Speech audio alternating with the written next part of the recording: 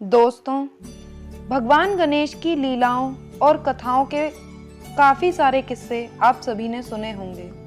तो उन्हीं में से एक कथा थी देवांतक और नरांतक की।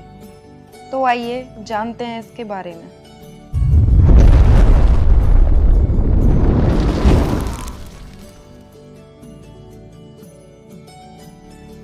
अंग देश के एक नगर में एक महान पंडित रहता था जिसका नाम रुद्रकेतु था।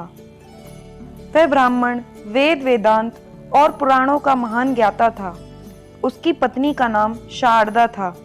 शारदा एक पतिव्रता और आदर्श स्त्री थी। पति पत्नी दोनों ही गणेश जी का पूजन करते थे। उचित समय आने पर शारदा ने 2 पुत्रों को जन्म दिया। माता पिता ने उनके नाम देवांतक और नरांतक रखे। दोनों बालक जन्म से ही प्रतिभाशाली थे। नगर के लोग अक्सर रुद्रकेतु के घर आकर उन दोनों भाइयों की सराहना करते थे। देवांतक और नरांतक कुछ और बड़े हुए तो उनकी कीर्ति दूर दूर तक फैलने लगी। देवता भी बालकों को देखने के लिए रुद्रकेतु के घर पहुंचने लगे और एक समय देवर्षि नारद भी वहां पधारे। रुद्रकेतु ने भी घर पधारे देवर्षि का काफी सम्मान किया। तब नारद जी बोले कि पंडित वर, तुम्हारे दोनों पुत्रों की चर्चाएं इंद्रलोक तक चल रही हैं। मैं तुम्हारे दोनों पुत्रों को देखने आया हूँ।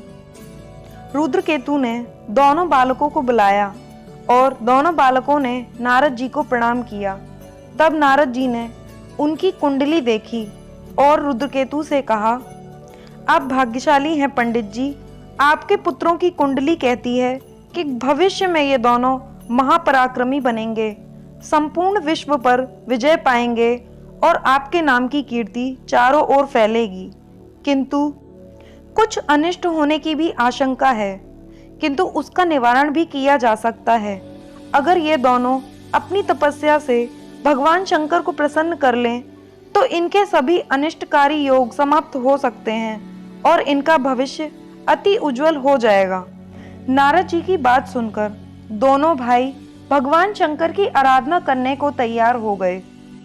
तब नारद जी ने जंगल में जाकर ओम नमः शिवाय मंत्र का जाप करने को तथा जब तक भगवान शंकर प्रकट होकर उन्हें आशीर्वाद ना दे दें तब तक जाप करने को कहा।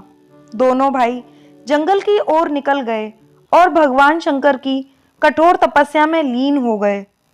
वर्षों तक इतनी कठोर तपस्या की कि भगवान शंकर को आना ही पड़ा।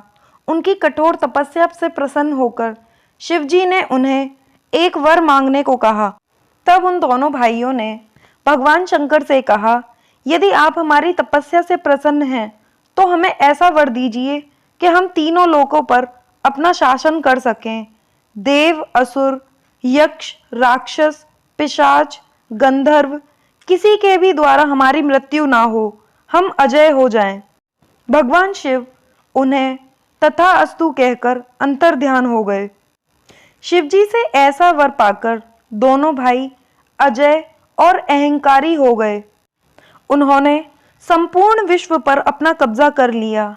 नरांतक पृथ्वी को रौंदने निकल पड़ा और देवांतक ने इंद्र की राजधानी अमरावती की ओर रुख कर लिया। उन्होंने असुर राजाओं को अपने पक्ष में कर लिया और उनकी सहायता से अनेक प्रदेशों पर विजय प्राप्त करते हुए इंद्रपुरी जा पहुंचे। वहां पहुंचकर इंद्र को युद्ध के लिए ललकारा। युद्ध की बात से इंद्र को क्रोध आ गया और उन्होंने वज्र चला दिया, किंतु देवांतक के जिस्म से टकराते ही वज्र खंड खंड हो गया। उसके बाद घोर युद्ध छिड़ गया। देवसेना और असुरों की सेना एक दूसरे से भिड़ गई। चारों ओर प्रलय का दृश्य हो गया। इंद्र देवांतक का मुकाबला ना कर सका और अपनी जान बचाकर सुमेरु पर्वत की गुफाओं में जा छुपा। इंद्र के भागते ही देवसेना के पैर उखड़ गए और वह मैदान छोड़कर भाग निकली। देवांतक ने इंद्र के सिंहासन पर कब्जा कर लिया और असुर सेना देवताओं, ऋषि मुनियों का विनाश करने लगी। सभी ओर हाहाकार मच गया। दूसरी ओर नारांतक ने अपने सहायक असुरों के साथ कुछ ही दिनों में संपूर्ण पृथ्वी को जीत लिया था। अब उसकी दृष्टि पाताल लोक पर पड़ी। उसने अपनी असुर सेना को आदेश दिया कि संपूर्ण भूमंडल पर हमारा अधिकार हो चुका है।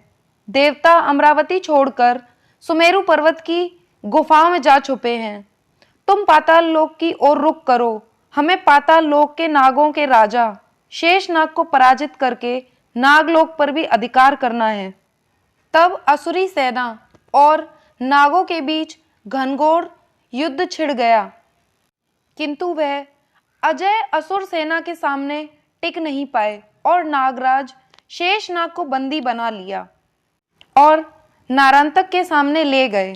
तब उसने एक शर्त रखी, तुम पराजित हुए नागराज, यदि हमें वार्षिक कर देना स्वीकार कर लो तो तुम्हारी जान बच सकती है। तब नागराज ने उनकी सभी शर्तें मंजूर कर ली। नारांतक और देवांतक ने संपूर्ण भूतल पर आतंक मचा दिया। देव मंदिर, ऋषि मुनियों की यज्ञ स्थली सब भंग कर दी। संपूर्ण राज्य में घोषणा करवा दी कि यदि कोई वैदिक विधि विधान से यज्ञ आदि करता दिखाई दिया गया तो उसका सिर कटवा दिया जाएगा। यह सुनकर ऋषि मुनि अपनी जान बचाकर इधर उधर जा छिपे। अपने पुत्रों की दुर्दशा सुनकर अदिति बहुत दुखी हुई। वह महर्षि कश्यप की पत्नी थी और इंद्र आदि देवता उन्हीं की संतानें थीं। अदिति ने महर्षि कश्यप से कहा कि स्वामी, मेरे पुत्र बहुत दुख उठा रहे हैं। नारांतक और देवांतक ने उन्हें अमरावती से बाहर निकाल दिया है। वह जान बचाने के लिए पर्वतों की गुफाओं में भटक रहे हैं। महर्षि कश्यप ने उन्हें कहा, देवी, तुम गणपति गणेश का अनुष्ठान करो। यदि वह प्रसन्न हो गए तो देवताओं का खोया हुआ वैभव पुनः प्राप्त हो सकता है। इस समय पृथ्वी पर सिर्फ विघ्न विनायक गणेश जी ही इतने सामर्थ्यवान हैं जो देवांतक और नरांतक का संहार करने में समर्थ हैं। अदिति गणेश जी की तपस्या करने लगी और उनकी कठोर साधना से प्रसन्न होकर गणेश जी उनके सामने प्रकट हुए और उनसे वर मांगने को कहा। तब अदिति ने उनसे वर मांगा कि आप स्वयं मेरी कोख से जन्म लेकर देवों का कष्ट दूर करेंगे और दुष्टों का नाश करेंगे।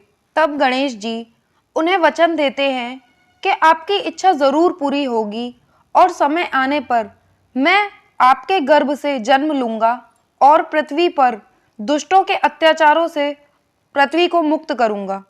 कुछ समय बाद अदिति के गर्भ से एक बालक ने जन्म लिया। वह दोनों समझ गए कि गणेश जी ने अपना वचन पूर्ण किया है। वह दोनों अति प्रसन्न हुए और उन्होंने बालक का नाम महोत्कट रखा। उधर देवांतक और नारांतक के गुप्तचरों ने उन्हें सूचना दी कि अदिति ने गणेश का अनुष्ठान किया था और गणेश ने उनकी साधना से प्रसन्न होकर उनके गर्भ से उत्पन्न होने का आशीर्वाद दिया था।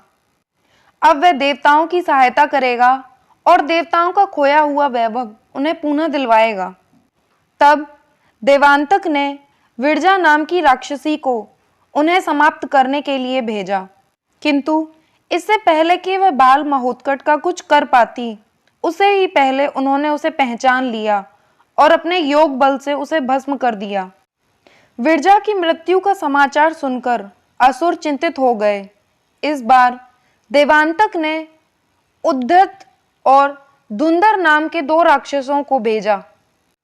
आज्ञा पाकर दोनों राक्षसों ने सुंदर तोतों का रूप धारण कर लिया और उस स्थान पर जा पहुंचे जहां माता अदिति बालक को दूध पिला रही थी।